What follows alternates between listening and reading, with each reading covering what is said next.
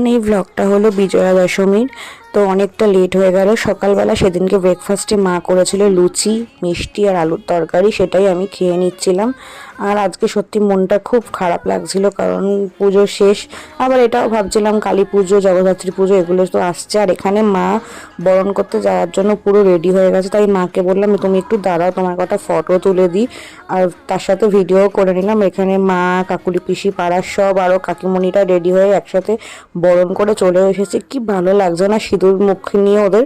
তারপর আমি একটু বেরিয়েছিলাম। এখানে দেখো এত মন খারাপ লাগে যখন মা চলে যায়, আবারও 1 বছরের অপেক্ষা। তো সবাই খুব ভালো থেকো, সবাইকে শুভ বিজয়ার প্রণাম। বড়দের আমার প্রণাম, ছোটদের আমার অনেক ভালোবাসা। আর বিজয়ার এই প্লেট ছাড়া তো বিজয়া ইনকমপ্লিট। বাবান চলে এসেছে, আর মা বাবানকে প্রত্যেকবারের মতো প্লেট সাজিয়ে দিয়েও দিয়েছে। আর এখানে পেটুক মশাই আমাদের খেতে বসে গেছে। তো দ্যাটস ইট। ভালো লাগলো ব্লগটা, সাবস্ক্রাইব।